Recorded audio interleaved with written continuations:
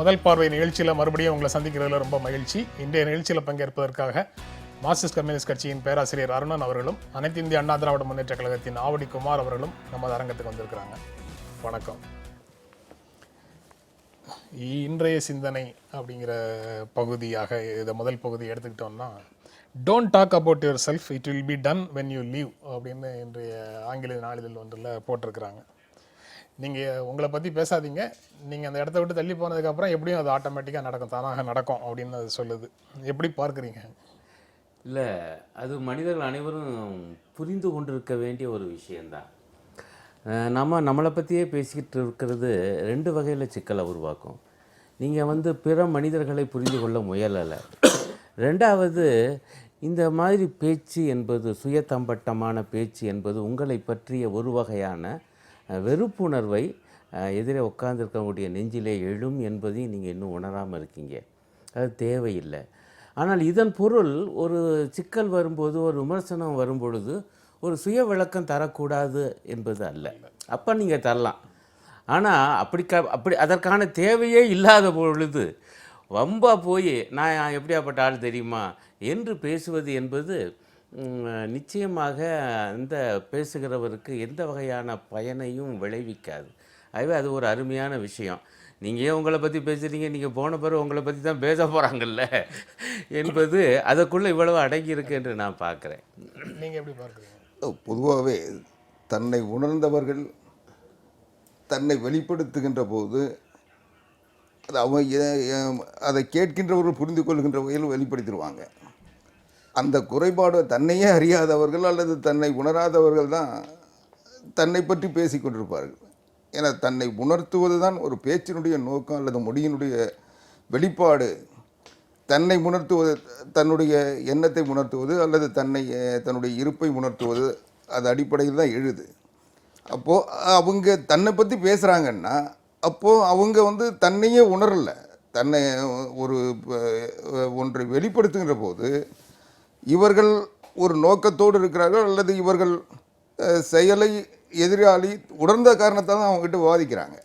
அப்போது அவங்க அதை உணராமல் இவங்க தன்னை பற்றி சொல்லிகிட்டு இருக்காங்கன்னா அப்போது அவங்களே உணரலன்னு தான் அர்த்தம். அதனால் இது சரியான ஒரு வாசகம் தான். அது விமர்சனம் வரும்போது தன்னை பற்றி விளக்கம் கொடுப்பதற்காக பேசணும் அப்படின்னு சொல்கிறீங்க.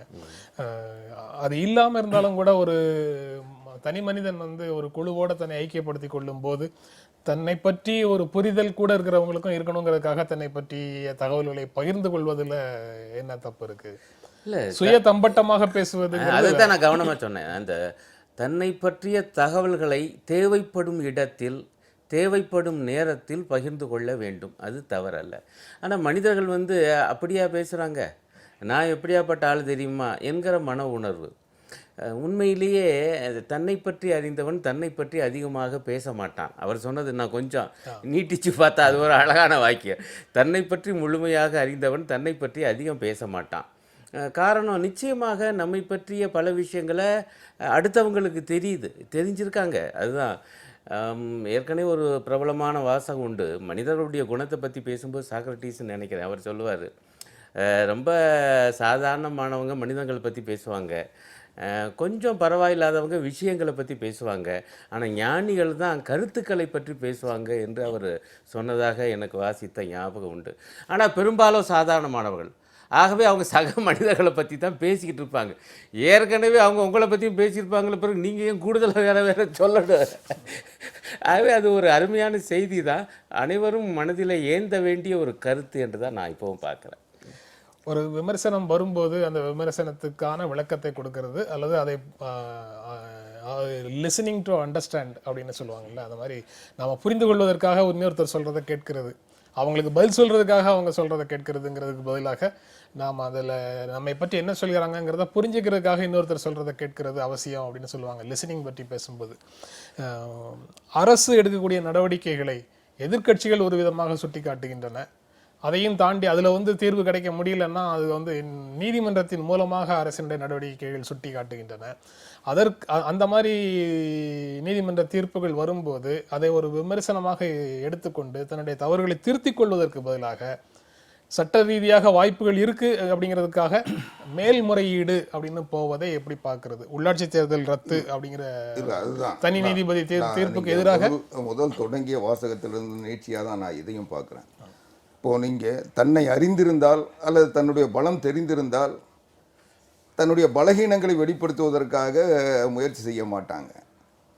ஒரு பலகீனமான மனநிலையிலோ பலகீனமான சூழ்நிலையிலோ இருக்கின்ற ஒருவர் தான் எதையாவது சொல்லி அதை தவிர்ப்பதற்கோ அல்லது தடுப்பதற்கோ முயற்சி பண்ணுவாங்க. அப்படிப்பட்ட நோக்கம் வருகின்ற போது தான் நீதிமன்றங்களை நாட முடியுமா அல்லது வன்முறையை நாட முடியுமான்னு அவங்களுடைய சக்திக்கு ஏற்ப முயற்சி செய்கிறாங்க. இதை நான் பொதுவாக சொல்கிறேன், இந்த தேர்தலுக்காக சொல்லலை. இதுதான் இன்றைக்கு அதுதான் நிலைமை.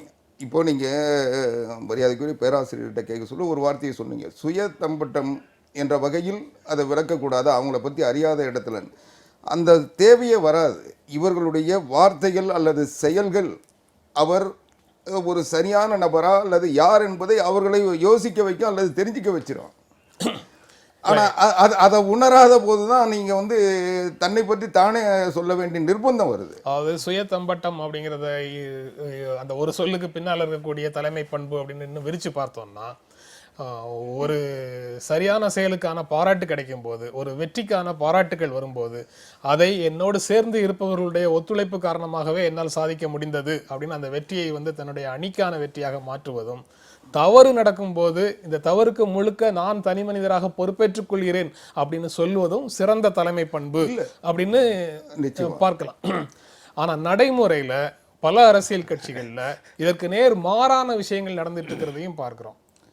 அதுதாங்க, இப்போது ஒரு வெற்றிக்கு தான் காரணமல்ல, எல்லோருடைய உழைப்பும் காரணம் சொல்கிறது அந்த தலைமையினுடைய பெருந்தன்மை அல்லது தலைமையினுடைய சிறப்புன்னு சொல்லலாம். ஆனால் ஒரு தோல்விக்கு நான் காரணம் இல்லை மற்றவங்க சொல்கிறது தான் சுய தம்பட்டம். என்ன காரணம்னா, இப்போது சுய தம்பட்டம் ஏன் வருதுன்னா, அங்கே இருக்கின்றவர்களில் மேம்பட்டவராக தன்னை நிலைநிறுத்துகின்ற போது தான் சுய தம்பட்டமே வருது. ஒரு இடத்துல எல்லோருடைய இருப்பும் சராசரியாக பார்க்கப்படுகின்ற பொழுது ஒருவர் தன்னை பற்றி சொல்ல வேண்டிய அவசியம் இருக்காது. அவருடைய மனநிலையினுடைய கோளாறு தான் அது. அதனால் அது ஒரு சிறந்த தலைமை பண்பாவோ இன்னும் சொல்ல போனால் சிறந்த மனித பண்பாவோ கூட இருக்க முடியாது. அதனால் அது ஒரு ஆதிக்க மனப்பான்மையினுடைய ஒரு நீட்சியாவோ அல்லது ஒரு பிரிவாவோ பார்க்கலாமே ஒழிய அது ஒரு சிறந்த ஆளுமையினுடைய பண்பாக எடுத்துக்க முடியாது. வழக்கமாக ஒரு குறிப்பிட்ட பிரச்சனையிலிருந்து பொதுவான கருத்தியலுக்கு அதை நகர்த்திட்டு போற விதமாக உரையாடல்கள் இருக்கும். இப்போ பொதுவான தளத்திலிருந்து குறிப்பிட்ட பிரச்சனைக்குள்ள வர்ற மாதிரி இது ரிவர்ஸ்ல இதை நடத்துற மாதிரி இருக்குது. உள்ளாட்சி தேர்தல் அறிவிப்பாணை செல்லாது அப்படின்னு உயர்நீதிமன்றம் தனி நீதிபதி சொன்னதற்கு எதிராக தமிழ்நாடு தேர்தல் ஆணையம் மேல்முறையீடு செய்யுது. இந்த மேல்முறையீட்டை நீங்க கௌரவம் பார்த்து அரசு இதை செய்கிறது அப்படின்னு நீங்க பார்ப்பீங்களா, இல்லை சட்ட ரீதியாக எடுத்த நடவடிக்கைகளுக்கு ஏதோ ஒரு வழியில் அதிமுகவினுடைய வைகை செல்வனுடைய வார்த்தைகளில் சொல்லணும்னா திமுகவினுடைய சூழ்ச்சி வலையில் இப்போ சிக்கிட்டு இருக்குது இந்த தேர்தல் அப்படின்னு சொல்கிறத நீங்கள் ஏற்கிறீங்களா? அதாவது ஒரு கௌரவ பிரச்சனையாக பார்த்து தான் அவங்க மேல்முறையீட்டுக்கு போயிருக்காங்க என்று தான் நான் கணிக்கிறேன். என்ன அர்த்தம்னா, தயவு செஞ்சு அவங்க மனம் திறந்து யோசித்து பார்க்கணும். நான் ஏற்கனவே இந்த மாதிரியான வாதங்களில் சொல்லியிருக்கேன். ஞாயிற்றுக்கிழமை மாலை தேர்தல் அறிவிப்பு செய்கிறது தேர்தல் ஆணையம். திங்கட்கிழமை காலையிலிருந்து வேட்புமனு தாக்கல். நான் மிச்ச சட்ட விவகாரங்களுக்குள்ளேயே போகலை. இது இயற்கை நீதிக்கு உடன்பாடான ஒன்று தானா? முதல் நாள் மாலை, அதுவும் ஞாயிற்றுக்கிழமை, அதனால் ஞாயிற்றுக்கிழமை மாலை நீங்கள் தேர்தல் அட்டவணையை அறிவிப்பீங்க. திங்கட்கிழமை காலையிலிருந்து வேட்புமனு தாக்கல் என்பது இதில் அனைத்து அரசியல் கட்சிகளுக்கும் ஒரு சமமான வாய்ப்பு இல்லை, லெவல் பிளேயிங் ஃபீல்டு இல்லை, அதனால் இந்த அறிவிப்பாணை செல்லாது அப்படிங்கிறது இந்த உயர்நீதிமன்றத்தினுடைய பிரேயரா? அதில் போட்டிருக்கிற மனுவுடைய திமுக மனுவனுடைய பிரேயர் அதுவா? இல்லை, திமுக பிரேயர் அதல்ல. அது அவங்க பிரதானமாக சொன்னது என்பது பட்டியல் பழங்குடியின மக்களுக்கு போதிய இடஒதுக்கீடு செய்யப்படவில்லை. உதாரணமாக 200 இடங்கள் இருக்கக்கூடிய சென்னை மாநகராட்சியில் ஓர் இடம் கூட அவங்களுக்கு ஒதுக்கப்படவில்லை என்பது அவங்க சொல்லியிருக்கிறது. அதுவும் உண்மை. அதுவும் உண்மை. ஆனா நீதிமன்றம் வந்து அதை வந்து ஆமா, ஆமா. அதுக்குள்ள அவங்க போகல. நிராகரிக்குது, அரசினுடைய ஆணையை ஏற்றுக்கொள்கிறது அந்த ஏரியால. ஆமா, ஆமா. அந்த ஏரியாவுக்குள்ள அல்ல, அவங்க 3 ஆணைகளையுமே ஏற்குது. 3 ஆணைகளுமே ரத்து பண்ணியிருக்காங்க. இந்த நீதிபதியை பொறுத்தவரையில் அரசு ஆணைகள் 3 ஆணைகளை ரத்து பண்ணியிருக்காங்க. ஆனால் தீர்ப்பில் வரும்பொழுது இந்த விஷயத்துக்கு நீங்கள் சொன்னது போல் இந்த இடஒதுக்கீட்டுக்கு அவங்க பெரிய அளவுக்கு போகலை. அவங்க மிக முக்கியமாக சொன்னது என்னன்னா, தேர்தல் அறிவிப்புக்கும் தேர்தல் துவக்கத்துக்கும் இடையே ஒரு போதிய கால இடைவெளி இருந்திருக்க வேண்டும். அது இல்லை என்பதுதான் அவங்க அந்த ரத்து செய்ததற்கு சொல்லி இருக்கக்கூடிய முக்கியமான காரணம் என்று நான் நினைக்கிறேன். அது நியாயம் அல்லவா? நான் என்ன கேட்குறேன், இதை புரிந்து கொண்டு இப்போ ஒரு அதை வந்து மேல்முறையீட்டில் அரசு எப்படி கவுண்டர் பண்றாங்க? நீங்க வந்து திமுகவினுடைய மனுவே அந்த கோரிக்கையை முன்வைக்கவில்லை, ஆனா தனி நீதிபதி அப்படி ஒரு விஷயத்த சொல்லி டிஸ்மிஸ் பண்றாரு. அது ஒரு உண்மை. அதாவது ரத்து செய்யுங்க என்று திமுக கோரிக்கை வைக்கல, அதை ஸ்டாலின் அவர்களும் தெளிவுபடுத்தியிருக்காரு. ஆனால் அதனுடைய அர்த்தம் வந்து என்ன? நீங்கள் முறையாக இடஒதுக்கீட்டு கோட்பாட்டை பின்பற்றலைன்னா என்ன அர்த்தம்? அது பின்பற்றிய பிறகு தான் தேர்தல் நடத்தணும்னு அர்த்தம். ஆகவே இயல்பாக நீதிபதி என்ன பண்ணுறாருன்னா, அது தொடர்பான 3 ஆணைகளையும் ரத்து பண்ணி தேர்தலையும் ரத்து பண்ணி டிசம்பர் இறுதிக்குள்ளே தேர்தலை நடத்துங்க என்று அவர் சொல்கிறாரு.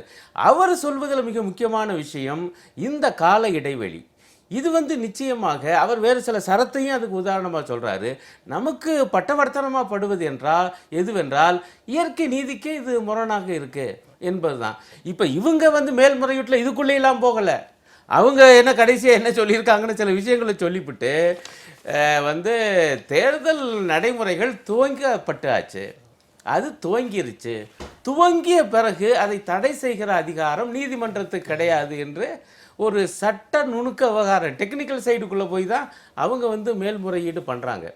இது தேவையில்லை. ஒரு வாய்ப்பு கிடைச்சிருக்கு, ஒரு நிதானமாக தேர்தலை நடத்த, அனைவருக்கும் உரிய வாய்ப்பு கொடுத்து நடத்த இது ஒரு வாய்ப்பு கிடைச்சிருக்கு என்கிற முறையில் அவங்க மேல்முறையீட்டுக்கு போயிருக்க வேண்டாம் என்பது என்னை போன்றவருடைய கருத்து.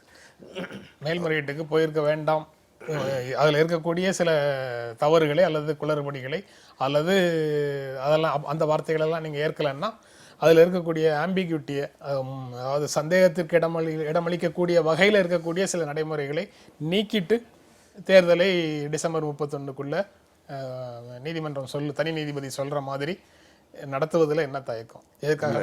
இல்லை இப்போது நீங்கள் நீதிமன்றம் சொன்னதை சரி செய்து தேர்தல் நடத்த வேண்டுமா, அல்லது திமுகவினுடைய கோரிக்கைகளை நிறைவேற்றிவிட்டு தேர்தல் நடத்த வேண்டுமா, அல்லது தோழர் வைக்கின்ற கோரிக்கைகளை அல்லது தோழரை போன்ற பல கட்சிகள் பல சமூக ஆர்வலர்கள் வைக்கின்ற கோரிக்கைகளை எல்லாருடைய கருத்துக்களுக்கும் எல்லாருடைய உணர்வுகளுக்கும் இடமளிக்கிற மாதிரியான ஒரு வாய்ப்பை நீதிமன்றம் கொடுத்திருக்கு. இப்படி பல கேள்விகள் இதில் இருக்கு. இது நீதிமன்றத்தினுடைய சந்தேகத்தை மட்டும் இல்லை, நீதிமன்றத்தினுடைய கேள்வியை மட்டும் இல்லை, இது எல்லாமே ஒரு நல்ல தேர்தல்னா எல்லாத்தையும் தீர்வு செஞ்சுட்டு தான் நடத்தணும். அதுதான் ஜனநாயகம். ஆனால் இது அப்படி ஒரு நிலையை மேற்கொண்டால் 1991 இதே திமுக இது மலைவாழ் மக்கள் இல்லாத இடங்களில் மலைவாழ் மக்களுக்கு இடஒதுக்கீடு செய்திருக்கிறார்கள் என்ற ஒரே காரணத்துக்காக தேர்தலை நிறுத்திச்சு. அப்போ அதனுடைய நீட்சியாக என்னாச்சு, அந்த 5 வருஷம் தேர்தலை நடத்த முடியல. 91 96 வரைக்கும் உள்ளாட்சி தேர்தல் நடக்கலை. ஆக இந்த சந்தேகங்களை வைத்துக்கொண்டு நீதிமன்றங்களில் விவாதிப்பதும் தடை செய்வதும் ஒரு நிலைமை இருக்குமே, ஆனால் 91 நிலைமை தான் வரும். இல்லை, பிரச்சனை வந்து தமிழ்நாட்டில் இருக்கக்கூடிய சாதாரண மக்களுக்கு உள்ளாட்சி தேர்தல் தொடர்பான பிரச்சனைகளில் என்ன அவங்க உணர்வு என்னவாக வரும்? நீங்கள் இந்த மாதிரி வாதங்களை முன்வைக்கும் போது திமுகவுக்கும் அதிமுகவுக்கும் இடையில உள்ள முரண்பாடுகளை, கடந்த கால மோதல்களை அடிப்படையாக வச்சு அடுத்தடுத்து தவறுகள் அதிகரிச்சுட்டே போகுதோ அதிகாரத்தால் அப்படிங்கிற எண்ணம் வந்து சாதாரண மக்களுக்கு வருது. அது வர்றதுல வந்து தவறு இல்லை. நான் என்ன சொல்ல வரேன்னா, இப்போ திமுகவினுடைய வழக்கு தான் இந்த தேர்தலை முடக்கி இருக்கு.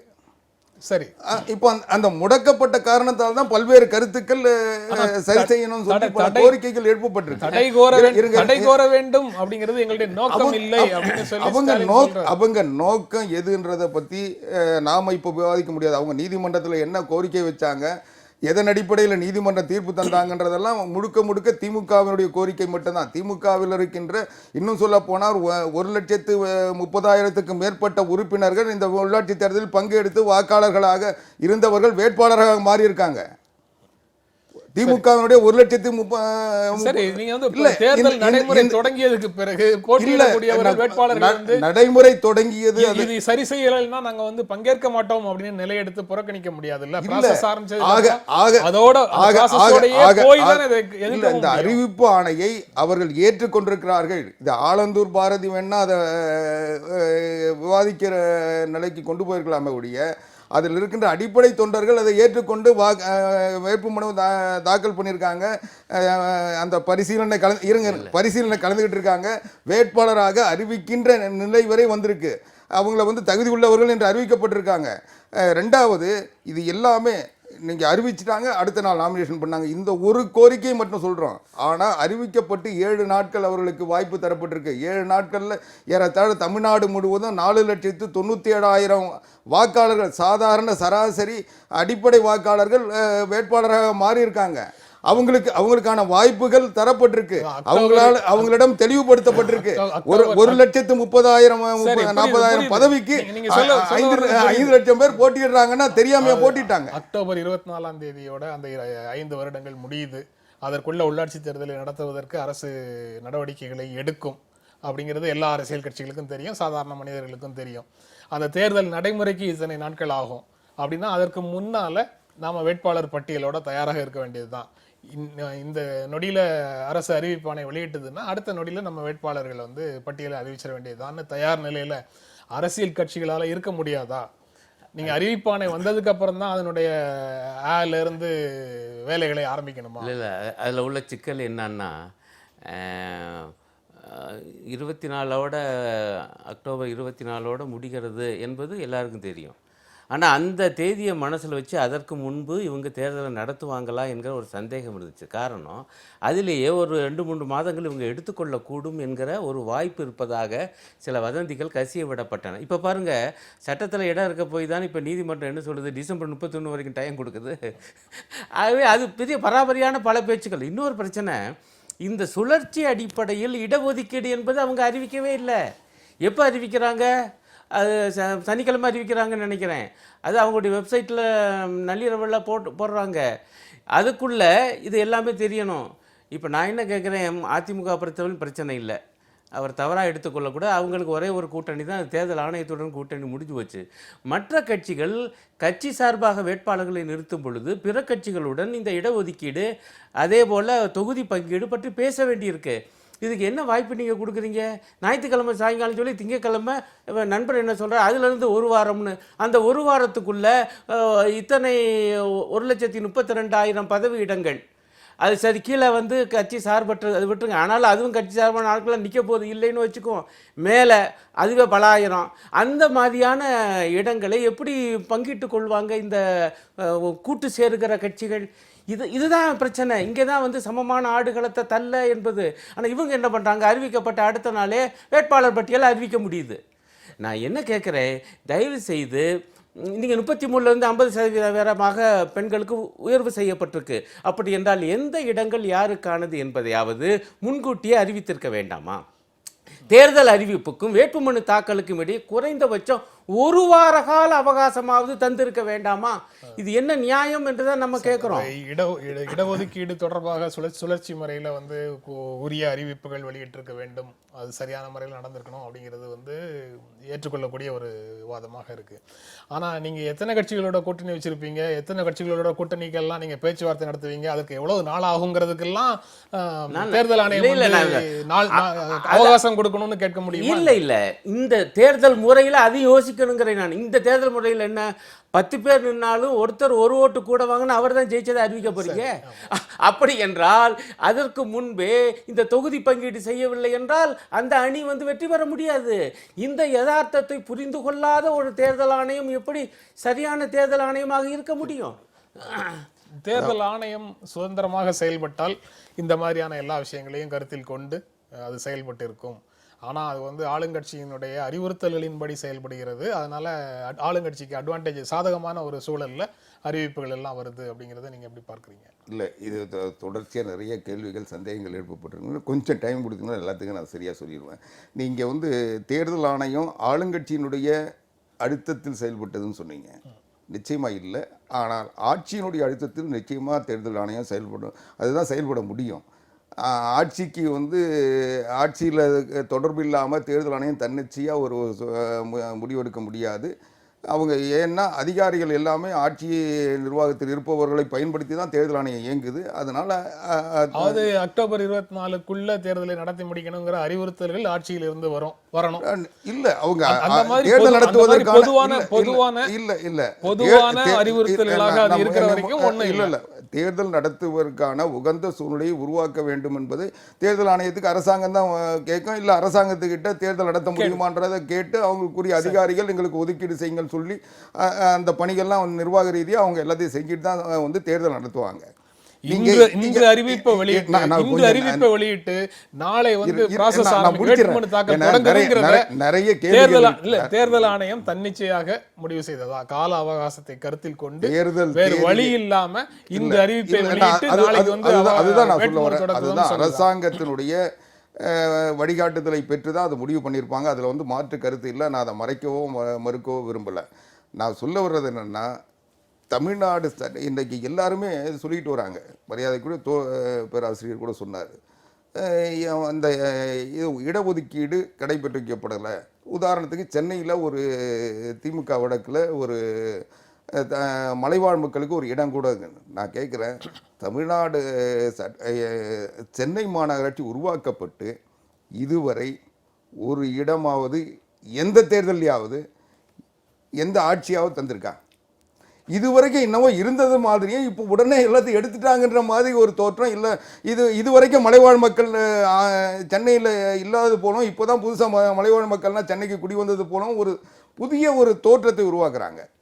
இப்போ மலைவாழ் மக்கள் பிரச்சனை சென்னையில் இப்போது திடீரென்று வர வேண்டிய அவசியம் என்ன? திமுக ஏதாவது ஒரு புள்ளியில சரியான விஷயங்களை செய்வதற்கு அரசு தொடங்கணுமா வேண்டாமா? இல்லை, அது வந்து அந்த தொடக்கமே இந்த அதுக்கு நான் பதில் சொல்றேன். இது நீங்கள் வந்து இது வந்து கோரிக்கை இல்ல. நீங்க இல்ல ஒரே ஒரு நிமிஷம் நீங்க சொன்னதுக்கு அவர்ட்ட பதில் வாங்கிட்டு நான் ரொம்ப சுருக்கமான நேரம் தான் வந்து இது வரைக்கும் கொடுக்கலன்னாரு, இனிமேலாவது கொடுக்க வேண்டாமா? 10 நாளைக்கு முன்னாடி என்ன தெரியுமா பத்திரிகையில் செய்தி வந்தது? சென்னைக்கு ஒரு பெண் மேயர் வரப்போகிறார், இது பெண்ணுக்கான இடமாக மாநகராட்சியாக அறிவிக்கப்பட போகிறது என்று ஒரு செய்தி வருது. கடைசியில் பார்த்தா இல்லை, அது மீண்டும் ஆண் தான். நான் என்ன கேட்குறேன், ஏன் ஆண் தான் மேயராக வரணுமா? அதே போல் இன்னொரு கோரிக்கை இருக்கிறது, ஏன் வந்து பட்டியல் சாதியினருக்காக மேயர் பகுதியை அது ஒதுக்கக்கூடாது? இந்த மாதிரி பிரச்சனைகள்லாம் வருது.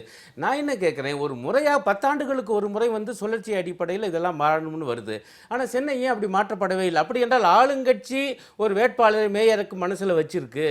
அது ஒரு ஆணாக இருக்கலாம், அல்லது அவர் வேறு ஒரு அந்த சாதியை சார்ந்தவராக இருக்கலாம். ஆகவே ஒன்றும் செய்ய முடியாது, பட்டியல் சாதிக்கோ பெண்ணுக்கோ மலைவாழ் மக்களுக்கோ யாருக்குமே தர முடியாது, அல்லது ஒரு வார்டு கூட மலைவாழ் மக்களுக்கு ஒதுக்கப்படக்கூடாது. காரணம் அதுக்கான உரிய வேட்பாளர் தன் கையில் இல்லை. இப்படியெல்லாம் கணக்கு போட்டு செய்கிறாங்களோ என்கிற சந்தேகம் வருதா இல்லையான்னு நான் கேட்குறேன். யாருடைய சந்தேகத்தையும் அரசாங்கமோ தேர்தல் ஆணையமோ முழுமையாக தீர்த்துட்டு எல்லாருடைய இருக்கிற வாக்காளர் அத்தனை பேருடைய சந்தேகத்தை தீர்க்க முடியாது. எதிர்பார்ப்புகள் இருக்கலாம், கோரிக்கைகள் இருக்கலாம். கோரிக்கைகள் சரியானதானா சரியான நேரத்தில் வைக்கப்படுகின்றனவான்னு இருக்குது. நீங்கள் பார்த்தீங்கன்னா எல்லாருமே சொல்கிறாங்க, மரியாதைக்குரிய பேராசிரியர் கூட அதுதான் சொன்னார், இது ஏன் வந்து இந்த இடஒதுக்கீடு முன்கூட்டி அறிவிக்கப்படலை, அதுக்கு தாமதமாக வந்ததுனால தான் நாங்கள் வேட்பாளரை உருவாக்க முடியல அல்லது வேட்பாளர்களை கிடைக்கல என்ற ஒரு பொருளில் சொல்கிறாரு. இது உண்மை இல்லை. என்னென்னா ஏன் காலதாமதம் ஆச்சுன்னா அது எல்லாருக்குமே தெரியும். தமிழ்நாடு சட்டமன்றம் நடந்துக்கிட்டு இருக்கு. தமிழ்நாடு சட்டமன்றத்தில் பெண்களுக்கு புதியதாக 50% இடஒதுக்கீட்டு உள்ளாட்சிகள் அமைப்புகளில் உருவாக்க வேண்டும் என்று மசோதா தாக்கல் செய்யப்பட்டிருக்கு. அந்த மசோதா நிறைவேற்றப்பட்டு கெசட் நோட்டிஃபிகேஷன் வருகின்ற வரை தேர்தல் ஆணையம் என்ன முடிவெடுக்கிறது தெரியாத ஒரு தேக்க நிலை இருக்கும்.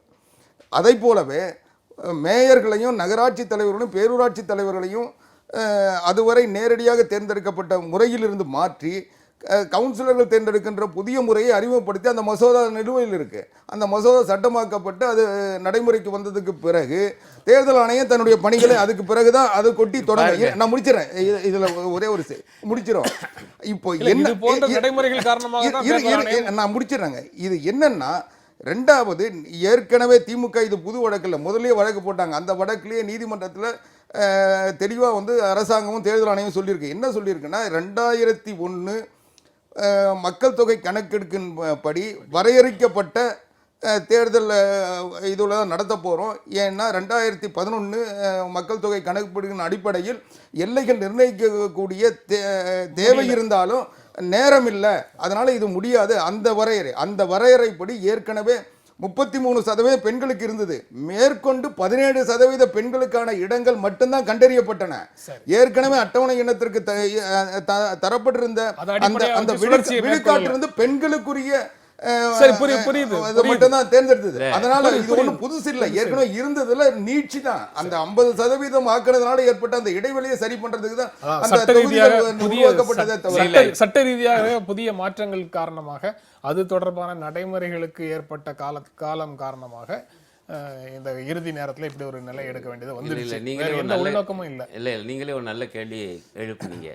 அக்டோபர் 24க்குள்ள புதிய ஒரு கட்டமைப்பு உருவாக வேண்டும் என்பது எல்லாருக்கும் தெரிஞ்ச விஷயம் தானே, தயாராக இருக்க வேண்டியதானே அப்படின்னீங்க. அக்டோபர் 24க்குள்ளே வரணும்னு தெரியுதுல்ல. இந்த மாற்றங்களை எல்லாம் முதலையே செஞ்சுருக்கலாம்ல. இந்த 33% பெண்களுக்கு 50%, அதை விட இந்த மறைமுக தேர்தல், ஒழுங்காக இருந்த நேர்முக தேர்தலை மாற்றி மறைமுக தேர்தல், இந்த மறைமுக தேர்தல் என்பதை நாங்கள் ஏற்கலை. நண்பர் கூட சொன்னார், இந்த வழக்கு நடந்து இந்த ரத்து ஆன பிறகு தான் இப்படிலாம் குறைகள் சொல்கிறாங்கன்னு. மார்க்சிஸ்ட் கட்சியை பொறுத்தவரை அதற்கு முன்பே இந்த குறைபாடுகளை எல்லாம் நாங்கள் சுட்டி காமிச்சிருக்கோம், இந்த விமர்சனங்கள்லாம் முன் வச்சுருக்கோம். அப்போ இந்த மாதிரி வேலைகள்லாம் நீங்கள் செய்கிறீங்க, அதுவே தப்பு. அதாவது குறைஞ்சபட்சம் உரிய கால அவகாசத்தில் செஞ்சுருக்கணும். ரெண்டாவது, அவர் சொல்வதில் இன்னொன்று ஒரு தவறான தகவல், இதெல்லாம் நடந்து முடிஞ்சும் உரிய காலம் இருந்துச்சு. அப்பவும் கூட இப்போ நம்ம எல்லாரும் என்ன எதிர்பார்த்தோம்னா, இதெல்லாம் முடிஞ்ச உடனடியாக தேர்தல் அட்டவணையை இவங்க வெளியிடுவாங்க, அதற்கு பிறகு ஒரு வார கால அவகாசமாவது இருக்கும் வேட்புமனு தாக்கலுக்கு என்ன நினச்சோம். கடைசி வரைக்கும் சஸ்பெண்ட். தினசரி பத்திரிகையில் செய்தி வந்துச்சு, வருமா வராதா தேர்தல் அப்படின்னு. கடைசியாக தமிழ் சினிமாவில் போலீஸ் வர்ற மாதிரி திடீர்னு நீங்கள் ஞாயிற்றுக்கிழமை சாயங்காலம் திங்கக்கிழமை வேட்புமனுங்கிறது என்னங்க நியாயம்? நான் கேட்கறது, அந்த ஒரு வார டைம் கூட கொடுக்கல, அது கூட இல்லை. தயவு செய்து தேதிகள்லாம் பார்க்க சொல்லுங்க. வர மேல்முறையீடு தொடர்பான விசாரணை இன்னைக்கு வருது. இந்த விசாரணையில இந்த பகுதி நிறைவு செய்யணும். அதுக்குதான் அதாவது இது எல்லாமே வந்து அந்த 5 ஆண்டுகள் குறித்த காலத்து தேர்தல் நடத்தணும், அந்த சட்ட விதிமுறைகள் எந்தவித பைபாசம் பண்ணக்கூடாதுன்ற நோக்கத்தில் அரசாங்கம் செஞ்சது. ஆனால் இன்னைக்கு நீதிமன்றம் சொல்லியிருக்க என்ன சொல்றது, தனி அதிகாரி நியமிக்கணுன்றாங்க. தனி அதிகாரி எவ்வளவு? 1,42,000 தனி அதிகாரிகள் நியமிக்கணும். யார்? அரசு அதிகாரிகள். உள்ளாட்சியினுடைய அடிப்படை நகர்பாலிகா பஞ்சாயத்து ராஜ் நகர்பாலிகா அடிப்படையே மக்களுடைய ஆட்சியிலிருந்து அதிகாரிகளிடத்தில் ஒப்படைக்கின்ற அந்த அதிகாரி யார் இருப்பாங்க? அதை வந்து எதிர்க்கட்சிகள் மார்க்சிஸ்ட் கட்சி ஏற்றுக்குதா? அது தேர்தல் நடைமுறையினுடைய ஒரு பகுதி. இந்த பகுதியை நிறைவு செய்யணும். இன்றைய விசாரணை வரும். விசாரணை நீங்க தான் பொறுப்பு. இத நாங்க தனி அதிகாரியை போட்டு இதை நீட்டி இருந்தா உடனே மார்க்சிஸ்ட் கட்சி வந்து தேர்தல் நடத்த முடியாம அதிகாரி போடுறாங்க. இன்று உயர்நீதிமன்றம் மேல்முறையீடு ஏற்றுக்கொள்ளப்பட்டு தனி நீதிபதியினுடைய ஆணைக்கு தடை விதிக்கப்படும் அப்படின்னு நீங்க நம்புறீங்களா, எதிர்பார்க்குறீங்களா? இல்ல, ஒரு ஜனநாயக நாட்டில் இந்தியாவில் 5 ஆண்டுகளுக்கு ஒரு முறை உள்ளாட்சி தேர்தல் நடத்த வேண்டும் என்பது இன்றைக்கு சட்ட கடமை மட்டுமல்ல, வாக்காளர்களுடைய எதிர்பார்ப்பு, வாக்காளர்களுடைய உரிமை.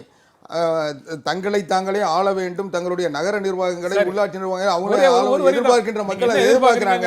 ஆனா இதை பைபாஸ் பண்ணி வந்து தனி அதிகாரி போடுறது ஊகங்களுக்கு பதில் சொல்ல வெளியிட மாட்டேன்னு சொல்றீங்களா? இல்ல நானும் இந்த ஊகத்துக்கு ஒரு அடிப்படையா இல்ல ஒண்ணு மட்டும் சொல்றேன்.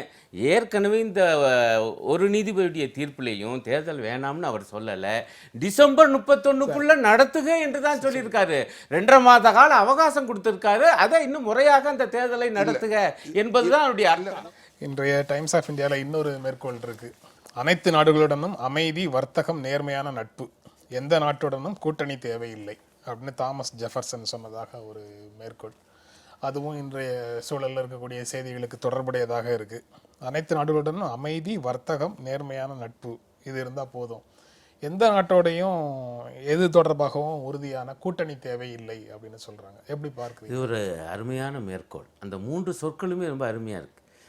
ஒரு நட்பு வேண்டும், வர்த்தகம் வேண்டும், peace, commerce and honest friendship. ஆமாம் ஆமாம், ஒரு நேர்மையான நட்பு வேணும், சமாதானம் வேணும், வர்த்தகமும் வேண்டும். இந்த 3ல் நம்ம வந்து எல்லா நாடுகளுடனும் இணைந்து இயங்க வேண்டும். இந்த உலகை வந்து ஒருமித்து நடத்தி செல்ல வேண்டும்.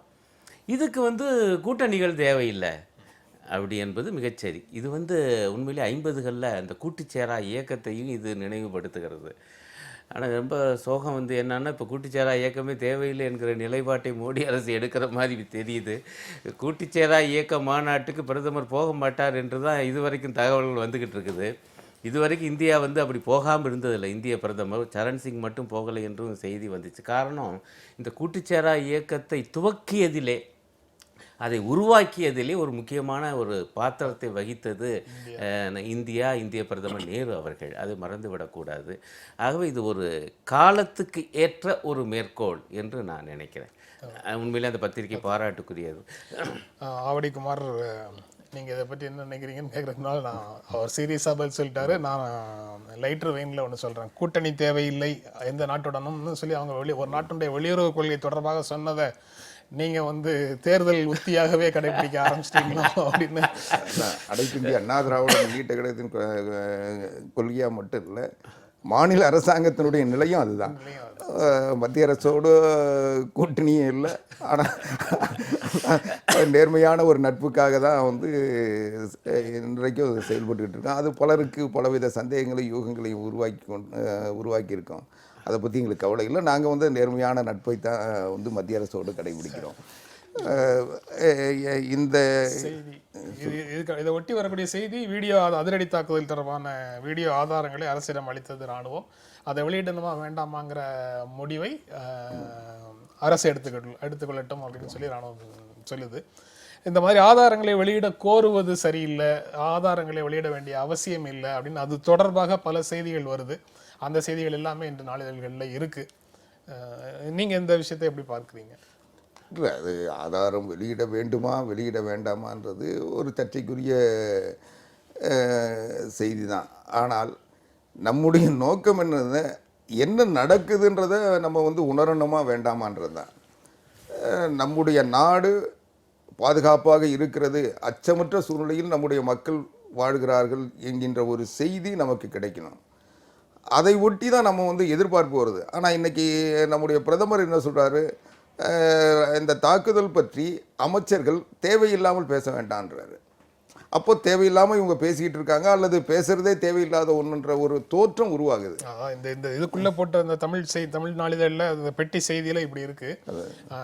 ஆங்கில நாளிதழ்களில் மாறுதட்ட வேண்டாம் அப்படின்னு அவர்களுக்கு அறிவுறுத்தியதாக சொல்கிறாங்க. அதாவது நாங்கள் அதை செய்துட்டோம் இதை செய்துட்டோம், நீங்கள் வந்து சாதனைகளை பெரிதாக பேச வேண்டாம் அப்படின்னு சொல்கிற மாதிரி, சாதனை மாதிரி அதை பேச வேண்டாம், உரியவர்கள் மட்டும் பேசுவார்கள், நீங்கள் அமைதியாக இருங்கன்னு சொன்னதாக அந்த செய்திகளில் சொல்கிறாங்க. இதில் நீங்கள் வந்து தேவையின்றி பேச வேண்டாம்னு இங்கே போட்டிருக்காங்க. அது ஏறத்தாழ அதனுடைய பொருள் அது. அதனால இது வந்து இது என்ன நடக்குதுன்ற ஒரு சந்தேகத்தை நாம் வந்து பெருமைப்பட வேண்டாம்னா அப்போ நம்ம பாதிப்பில் இருக்கிறோமான்ற ஒரு கேள்வி வருது. அதுல பெருமைப்பட வேண்டாம், பாதிப்புக்குள்ள மாறுதட்ட வேண்டாம்னா அதனுடைய வார்த்தைகளுடைய பொருள் அதுவாக தானே இருக்கு. அதாவது இது போன்ற விஷயங்கள் நடக்கும்போது இதற்கு முன்னால கடந்த காலத்துல இந்திய ராணுவம் போய் இதே மாதிரியான தாக்குதல்களை நடத்தி இருக்குது. ஆனா நடத்தினது எதையும் பற்றி வெளியில தெரிவித்தது இல்லை. நீங்க இப்போ வந்து தெரிவிக்கிறது வேறு சிக்கல்களை உருவாக்குன்றது உண்மை. அதை வந்து சொல்கிற முறை இருக்குது. நம்முடைய இராணுவம் சிறப்பாக செயல்படுகிறது, சரியாக செயல்படுகிறது, நம்முடைய இலக்கு உரிய வகையில் நிர்ணயிக்கப்பட்டிருக்கிறது, நாம் பாதுகாப்பாக இருக்கிறோம், அதனால் யாரும் அச்சப்பட தேவையில்லை, இதை பற்றி விவாதிக்கவோ பிரச்சனையாக்கவோ வேண்டாம், இதை இராணுவம் தன்னுடைய கட்டுப்பாட்டில் வைத்திருக்கிறது, அரசாங்கம் நேரடியாக கண்காணித்து கொண்டிருக்கிறது, பிரதமர் சொல்லிட்டாருன்னா இந்த பிரச்சனை வந்து இந்தியாவின் பாதுகாப்பை இராணுவம் உறுதி செய்யும், ராணுவம் தொடர்பான விஷயங்கள்ல வேற எந்த விதமான அரசியலும் யாரும் செய்யறது இல்லை நிச்சயமா எப்பவுமே செய்யறது அப்படிங்கிறத சொல்லிட்டு ராணுவத்தை இந்த மாதிரி சர்ச்சைகள்ல இருந்து ஒதுக்கி வச்சிடலாம். அந்த ராணுவம் எடுத்த ஒரு நடவடிக்கை தொடர்பாக கிளைம்ஸ், சந்தேகங்கள் இதெல்லாம் வந்து உள்நாட்டு அரசியலுக்கு பயன்படும் விதமாக போறதுதான் சிக்கலாகும். நிச்சயமா உள்நாட்டு அரசியலுக்கு அரசியல் கட்சிகள், அதுவும் தேசிய கட்சிகள் நிச்சயமா பயன்படுத்த தான் செய்யும். ஏன்னா இந்த நாட்டினுடைய பாதுகாப்பு, இந்த நாட்டினுடைய இறையாண்மை, இந்த நாட்டினுடைய எல்லை போன்ற பல்வேறு முக்கியமான பிரச்சனைகள், அதில் வந்து ஒவ்வொருத்தருக்கும் ஒவ்வொரு அரசியல் கட்சிக்கும், அதுவும் தேசிய கட்சிகளுக்கு முழுமையான பார்வையும் கவனமும் இருக்க தான் செய்யும். ஆனால் பிரதமர் சொல்றதுல அமைச்சர்கள் தேவையின்றி தலையிட வேண்டாம்னா அமைச்சர்களை கட்டுப்படுத்த வேண்டிய அவசியம் ஏன் வருது? அப்போ அவங்க ஏதோ மிகைப்படுத்தி சொல்றாங்க, அல்லது பாதகமாக சொல்றாங்க, அல்லது பொருள் புரியாம சொல்றாங்க, அல்லது தேவையில்லாமல் சொல்றாங்கன்றத ஒரு சந்தேகம் வருது.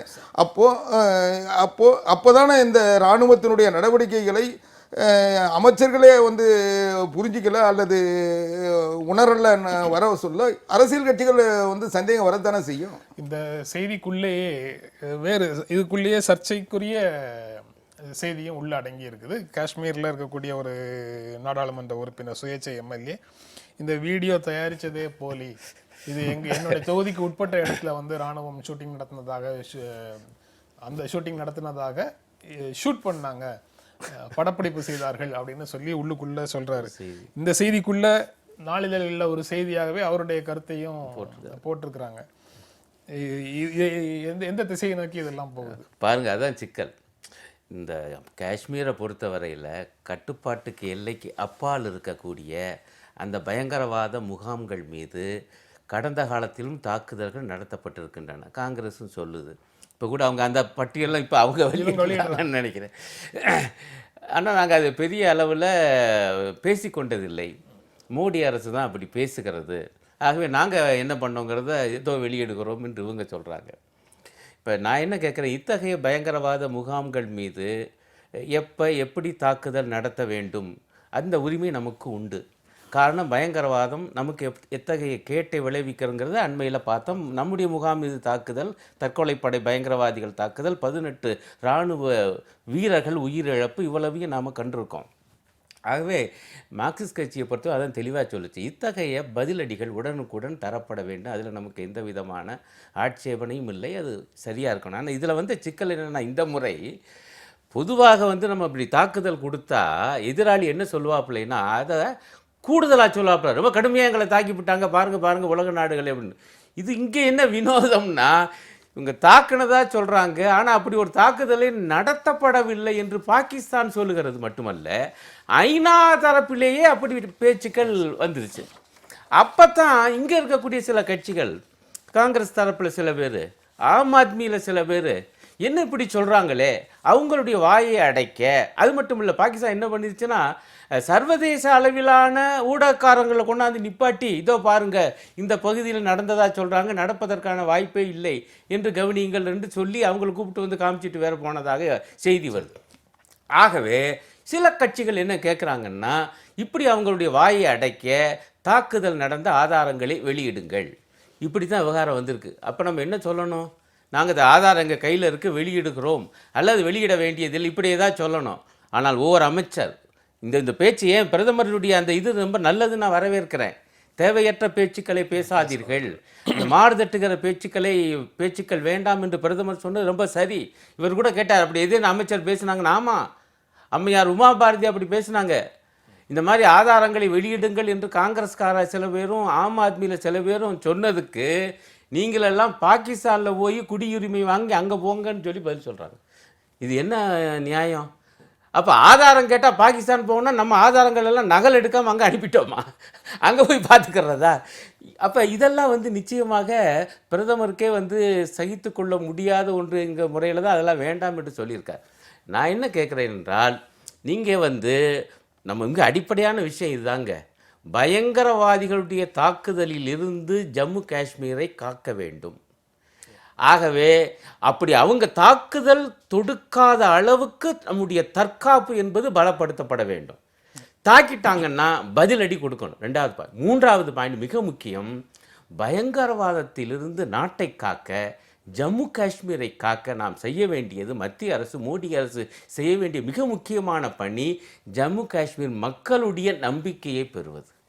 அதுவே வந்து பயங்கரவாதிகளை தனிமைப்படுத்துவது மிக முக்கியமான ஒரு கருவியாக, ஆயுதமாக நம்மகிட்ட இருக்கும். ஆனால் அந்த மக்களுடன் பேச்சுவார்த்தை நடத்தவே தயாராக இல்லைங்கிறாங்களே. எல்லாருமே பயங்கரவாதிகளா? பயங்கரவாதிகளை தனிமைப்படுத்துங்க. வெகு மக்களுடன் உறவு எப்படி இருக்கு? நேற்று பிரதமரை சந்தித்து பேசின ஜம்மு காஷ்மீர் முதலமைச்சர் மெஹபூபா அம்மையார் வந்து அதைத்தான் கேட்குறாங்க. அதாவது டான்ஜிபிள் சிபிஎம்ஸ், கான்ஃபிடன்ஸ் பில்டிங் மெஷர்ஸ், நம்பிக்கை ஊட்டக்கூடிய நடவடிக்கைகளை அரசு எடுங்கன்னு சொல்கிறாங்க. பிரதமரும் அது தொடர்பாக சில விஷயங்களை பேசுறது பொறுப்புள்ள விதத்திலையும் நம்பிக்கையூட்ட விதத்திலையும் இருக்குங்கிறத நீங்க குறிப்பிடுறீங்க. அது இருக்கட்டும். இன்னொரு ஒரே ஒன்று, இந்த பேச்சு சரி, ஆனால் சர்வ கட்சிகளும் போய் அதுக்கு அரசோட ஒத்துழைச்சு அவ்வளவு பேரும் போய் சில முக்கியமான ஆலோசனைகள் சொன்னாங்க. அதை எதையும் ஏற்கல, நடைமுறைப்படுத்தலை. அதாவது நம்பிக்கையூட்டும் நடவடிக்கைகளுக்கு அடித்தளமாக அந்த பரிந்துரைகள் இருக்கணும் அப்படிங்கிறது முக்கியமானது. அரசு செய்யுதாங்கிறத பார்க்கலாம்.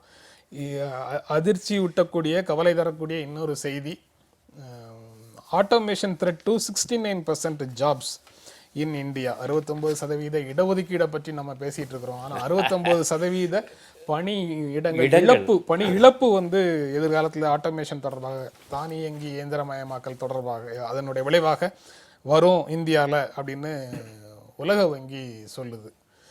ஆவடி குமார், 69% பணி இழப்புன்னா அதை நினைச்சே பார்க்க முடியல. அப்படி நடப்பதற்கு வாய்ப்பு இருக்கா, இல்லை உலக வங்கி ரொம்ப அதீதமாக கவலைப்படுகிறதுன்னு சொல்லணுமா? இல்லை, உலக வங்கி அதீதமாக கவலைப்படுதா இல்லையான்றதை விட யதார்த்தம் அதுதானே. இன்றைக்கு ஒரு 10 தொழிலாளி வேலை செஞ்ச வேலையை ஒரு எளிமையாக ஒரு இயந்திரம் செஞ்சிட்ருக்கு.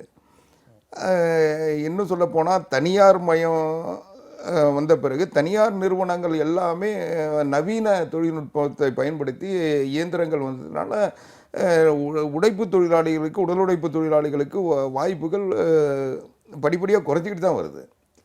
அதனுடைய நீட்சி இன்றைக்கி எல்லாமே இயந்திரமயன்னு சொல்ல இது வந்து உலக வங்கி சொல்கிறது ஒன்றும் சரியாக இருக்காதுன்ற மனநிலைக்கு நம்ம வர தேவையில்லை.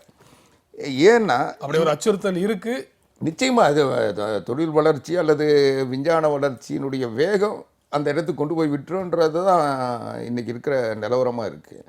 அதனால் இது வந்து கட்டுப்படுத்த வேண்டும்ன்றதை விட அந்த இயந்திரம் சரியாக செய்யுது, வேகமாக செய்யுது, விரைவாக செய்யுது, உடனடியாக செய்யுது, எல்லாமே உண்மையான இன்னும் சொல்ல போனால் தெளிவாக செய்யுதுன்னு கூட எடுத்துக்கலாம்.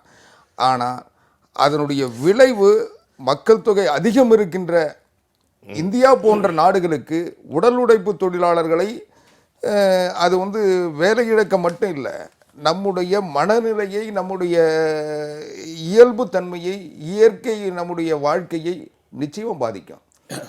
சம்பளத்துக்காக வேலை பார்க்கறதுங்கிறத தாண்டி பொதுவாக ஒரு உழைப்பாளிக்கு இருக்கக்கூடிய பெரிய மனநிறைவு, இந்த சமூக வளர்ச்சிக்கு, இந்த நாட்டினுடைய வளர்ச்சிக்கு நம்மால் இயன்ற ஒரு பங்களிப்பை நாம் செய்து கொண்டிருக்கிறோம்ங்கிற ஒரு உணர்வு தான். அதாவது இன்றைக்கு மனிதன் செய்ய வேண்டிய வேலையை ஒரு ரோபோ செய்யும்னா, மனிதன் அந்த ரோபோவை இயக்கிற சுவிட்சு போடுற வேலையை மட்டும்தான் இவங்க செய்ய முடியும். அப்போது அது அந்த வேகம் வந்து எங்கே கொண்டு போய் விடுன்றத ஒரு எச்சரிக்கையாக தான் இதை பார்க்கலாம். நேபாளத்தில் இருக்கக்கூடிய பணி இழப்பு வந்து இருக்கக்கூடிய பணிகளில் 80% பணி இழப்பு வரும் அப்படின்னு சொல்கிறாங்க. சைனாவில் 78% பணி இழப்பு வரும்னு சொல்கிறாங்க. தாய்லாண்டில் 72% பணி இழப்பு வரும்னு சொல்கிறாங்க. இந்தியாவில் 69% பணி இழப்பு வரும்னு சொல்கிறாங்க. இது எல்லாமே அந்த உற்பத்தி உறவுகளுக்கு இடையில் மிகப்பெரிய மாற்றங்களை உருவாக்கக்கூடிய, ஒரு அமைதியின்மையை ஏற்படுத்தக்கூடிய விளைவுகளுக்கு இட்டு செல்லுமோ அப்படிங்கிற அச்சமும் கவலையும் இந்த செய்தியை படிக்கும்போது வருது. கண்டிப்பாக. அதுவும் இந்தியா பொறுத்தவரையில் இது மேலும் கவலையை கூட்டுது. ஏற்கனவே வந்து மோடி அரசு வந்து ஒரு நல்ல ஒரு உறுதிமொழியை மக்களிடம் கொடுத்து தான் ஆட்சிக்கு வந்தாங்க. நாங்கள் ஆண்டுதோறும் கோடிக்கணக்கான வேலைவாய்ப்புகளை உருவாக்குவோம், குறைந்தபட்சம் 2 கோடி வேலைவாய்ப்புகளை உருவாக்குவோம்னு பார்த்தா 1 லட்சம் வேலைவாய்ப்புகள் கூட வரல. இப்போ எங்களுடைய தோழர் HUD வந்து ஒரு செய்தி போட்டார் அவருடைய முகநூலில். இந்த வேலைவாய்ப்பு வளர்ச்சி என்பது நெகட்டிவ் குரோத்தில் போயிருக்கு, -0.4% நிற்கிது. அதாவது ஒப்பு நோக்கில் பார்த்தீங்கன்னா வீழ்ந்து கொண்டு இருக்குது. ஜாப்லெஸ் க்ரோத்துன்னு சொல்லுவாங்களே, வேலைவாய்ப்பு இல்லா வளர்ச்சி. அது உண்மையிலே வளர்ச்சி தானாங்கிற அது வினோதமான ஒரு சொற்சேர்க்கைன்னு பார்க்குறேன். வினோதமான ஒரு நிலைமை என்பது ஏற்கனவே இந்தியாவில் இருக்குது. இப்போ இதில் வந்து இந்த தானியங்கி இயந்திரங்கள் ஆட்டோமேஷன் என்பது எதிர்காலத்தில் அதிகரிக்கும் பொழுது, ஏற்கனவே வந்துகிட்டு இருக்கு, அதிகரிக்கும் பொழுது 69 விழுக்காடு வந்து வேலை இழப்பு ஏற்படும் என்பது உண்மையிலேயே கவலையோடு நாம் பார்க்கணும். பட் மார்க்சியவாதிகள் ஆகிய நாங்கள் ஒன்றை வந்து புரிந்து கொள்கிறோம். இந்த தொழில் வளர்ச்சி, தொழில்நுட்ப வளர்ச்சி, இயந்திரமயமாதல், அதிநவீன இயந்திரங்கள் வருவது என்பதெல்லாம் தவிர்க்க முடியாதது. அது அப்படி தான் போயிட்டுருக்கும். ஒன்ஸ் வந்து விஞ்ஞான ஆராய்ச்சி அண்டு தொழில்நுட்ப வளர்ச்சிக்குள்ளே மனுஷன் போயிட்டான்னா அதுக்குள்ளே கெடுதல் வருமோன்னு ஒரு பக்கம் மனசு இருந்தால் அதெல்லாம் சமாளிப்போம்யா, ஆனால் வந்து அதில் போய்கிட்டே இருப்போம்ட்டு தான் போவாங்க போல் தெரிகிறது. அதுதான் 20ஆம் நூற்றாண்டு முழுக்க நமக்கு காட்டி இருக்கிற அனுபவம். 19ஆம் நூற்றாண்டிலே ஆரம்பிச்சிருச்சு. 21ஆம் நூற்றாண்டின் துவக்கமும் அதுதான் காட்டுகிறது. ஆனால் இல்லை, அந்த அந்த அந்த தொழில்நுட்ப வளர்ச்சி பரந்த பொதுமக்களுக்கு நன்மை பயக்கக்கூடிய விதத்துல வர்ற மாதிரி இருக்குதா, இல்ல உற்பத்தி இல்லை உற்பத்தியில உற்பத்தியை உடமையாக வச்சிருக்கிறவங்களுடைய லாபத்தை பெருக்கக்கூடிய வகையத்துல அந்த தொழில்நுட்ப வளர்ச்சிகள் வருதா அப்படிங்கிறது இல்லை இது கவனமாக பார்க்க வேண்டியிருக்கு. லாப நோக்கில் தான் தொழில்நுட்ப வளர்ச்சி நடைபெறும். ஒரு முதலாளி தான் என்ன பண்ணுறாருன்னா, தனக்கு வரக்கூடிய லாபத்தில் ஆய்வுக்குன்னு இவ்வளவு தொகை, ஐயா சயின்டிஸ்ட்டுக்குன்னு இவ்வளவு தொகை, அவங்களுக்கு கொடுத்து நீங்கள் இதில் புதுசாக ஏதாவது கண்டுபிடிங்க அப்படின்னு சொல்லி அதை கண்டுபிடிச்ச உடனே அவர் காப்பி ரைட்டு போட்டு அல்லது பேட்டன் ரைட்டு போட்டு பயன்படுத்துகிறார். அவர் தான் அதை செய்வார். அதனுடைய நோக்கம் லாப நோக்குத்தான். ஆனால் அதற்குள்ள ஒட்டுமொத்த சமுதாயத்துக்கும் சில வசதிகள் கிடைக்குது, புதிய நுகர்வு பொருட்கள் கிடைக்குது. இப்போ நம்ம கைபேசிங்கிறது எவ்வளோ வசதியாக இருக்குது. இதுக்கான ஆராய்ச்சி யார் பண்ணியிருப்பா? அது நிச்சயமாக லாப நோக்கத்தில் முதலாளி தான். இதெல்லாம் நம்ம புரிந்து கொள்கிறோம். ஆனால் நம்ம என்ன ஒட்டுமொத்த சமுதாயம், குறிப்பாக அரசு எதில் எச்சரிக்கையாக இருக்கணும்னா, இந்த தொழில்நுட்ப வளர்ச்சி என்பது நடக்கும்.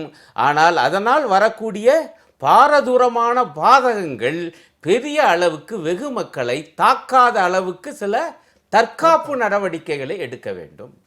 அதை பேலன்ஸ் பண்ணணும். உதாரணமாக நீங்கள் ஒரு பெரிய தொழிற்சாலைகளில் வந்து இந்த அதிநவீனத்தை தான் வேகமாக கொண்டு வருவாங்க. ஆனால் குறு சிறு நடுத்தர தொழில்களில் அப்படி வேகமாக வராது. அதுதான் வேலை வாய்ப்பையும் அதிகரிக்கும். இப்போ என்ன பிரச்சனைனா, குறு சிறு நடுத்தர தொழில்களில் என்ன வேலை வாய்ப்பு, என்ன அதுக்கான தனியான ஊக்குவிப்பு என்பதற்கு ஒரு ஊக்குவிப்பும் பெரிய அளவுக்கு இல்லை. ஆகவே ஒரு பக்கம் ஆட்டோமேஷன் நடக்கும், இன்னொரு பக்கம் குறு சிறு நடுத்தர தொழில்களை நீங்கள் மேலும் வளர்த்தீங்கன்னா அது அங்கே வந்து கொஞ்சம் சரி கட்டப்படுவதற்கான வாய்ப்பு என்பது அதிகம். இல்லை என்றால் நீங்கள் சொன்ன ஆபத்து, இந்த உற்பத்தி உறவுகளுக்கு இடையே இந்த வேலை இழக்கக்கூடிய அந்த பாட்டாளி மக்களுக்கு மத்தியிலும் லாபம் சம்பாதித்து கொண்டு வீங்கி கொண்டு போகக்கூடிய பெரிய கார்ப்பரேட் நிறுவனங்களுக்கு இடையிலான அந்த உறவுகள் என்பது மிகப்பெரிய அளவுக்கு மோசமாகும். அது பல்வேறு விதமான சமூக கேடுகளுக்கு வாய்ப்பை தரும். அது நிச்சயமாக ஒரு சோசியல் ப்ராப்ளமாக, சமூக பிரச்சனையாகவும் கருதணும். அதான் இது போன்ற விஷயங்கள் வரும்போது இதில் பெரிய கொள்கை முடிவுகளை மாநில அரசால் எதுவும் எடுக்க முடியாதுங்கிறத புரிந்து கொள்ள முடியுது. அதனால இதை நீங்கள் ஆதரிக்கிறீங்களா, என்ன செய்வீங்கன்னு கேட்கறதுல எந்த பொருளும் இல்லை. ஆனால் அவர் சொன்ன மாதிரி தற்காப்பு முயற்சிகளில் மிகப்பெரிய பாதிப்பை வேலை இழக்கக்கூடிய தொழிலாளர்கள் அடையாமல் தடுப்பதற்கான தற்காப்பு நடவடிக்கைகளில் மாநில அரசால் சில விஷயங்களை செய்ய முடியும். அவர் சொன்ன ரெண்டாவது சமூக கேடுகள், அமைதியின்மை, அதை ஒட்டி வரக்கூடிய சமூக கேடுகள், இதையெல்லாம் தடுப்பதற்கான சில நடவடிக்கைகளையும் மாநில அரசால் எடுக்க முடியும். அதற்கான தயார் நிலைக்கு மாநில அரசு வரணும். மாநில அரசாங்கம் தயார் நிலைக்கு வரணுன்றதுல இப்போ செஞ்சுட்டு தான் இருக்கிறாங்க. ஏன்னா இது வந்து ஒரு மாநில அரசாங்கம் மட்டும் இல்லை, ஒரு இன்னும் சொல்ல போனால் இந்தியாவில் மட்டும் இல்லை, உலகம் முழுக்க இன்றைக்கு இதை எச்சரித்ததே உலக வங்கி தான். அதனால் இது வந்து உலகளாவிய ஒரு மனித இனத்தினுடைய மாற்றமாக மாறிட்டு இருக்கு. நம்ம பொதுவாகவே உலகத்தில் மற்ற நாடுகளை விட இந்தியாவை பொறுத்தவரையும் உழைப்பு சார்ந்த சமூகம் தான் நாம். ஆனால் உல்லாசம் சார்ந்த சமூகமாக இதை மாற்றிக்கிட்டு இருக்காங்க. இப்போ இந்த இயந்திரங்களுடைய வருகை, தொழில்நுட்பத்தினுடைய வளர்ச்சி என்னன்னா, உழைப்பு சார்ந்த மக்களை உல்லாசம் சார்ந்த மக்களாக மாற்றிக்கிட்டு இருக்காங்க. இன்னைக்கு மனிதனுடைய இன்னைக்கு அவங்களுடைய வேலைன்றதை சாப்பிட்றது, மனிதனை உருவாக்குவது, பொழுதுபோக்குவது இது 3ன்ற நிலைக்கு போய் நிறுத்திடுவாங்களோன்ற ஒரு அச்சம் வந்திருக்கு. ஏன்னா நீங்கள் வந்து இதை வர்த்தகத்தையும் பொருளாதாரத்தையும் அடிப்படையாக வச்சு இதை பார்க்குறாங்க. பொருளாதாரத்தை பார்க்க சொல்ல ஒரு பொருளை உற்பத்தி செய்கிறதுக்கு ஒரு மனிதன் வச்சு மேன்பவரை வச்சு பண்ண சொல்ல அது கூடுதலான செலவு ஆகும். இதை நவீன அந்த இயந்திரங்கள் உடனடியாக செய்கிறதுனால அது ரொம்ப குறைவாக இருக்கும். அவங்களோட போட்டி போடுறதுக்கு இந்த மனித ஒரு நாள் உற்பத்தி செய்த பொருளுக்கும் அந்த பொருளுக்கும் இருக்க விலை இப்போ சிவகாசி பட்டாசுக்கு இணையாக சீன பட்டாசு வந்த உடனே விலை எது குறையா இருக்கு அதுதானே வாங்குறாங்க. அதனால இது வந்து எதிர்த்து போராட வேண்டிய ஒரு நிலையில தான் இருக்கு. சாதாரணமாக சமூகத்தில் நடக்கக்கூடிய வன் செயல்கள், சின்ன சின்ன குற்றங்கள் இதெல்லாம் வரும்போது பலர் வந்து கருத்து சொல்லியிருக்கிறாங்க. இதெல்லாம் வேலையின்மையை போக்கி வேலை வாய்ப்பை ஒருவருக்கு உருவாக்குனா இது போன்ற தனி மனித குற்றங்கள் குறைந்து போகும் அப்படின்னு சொல்றதை நான் பல இடங்கள்ல பார்க்க முடியுது.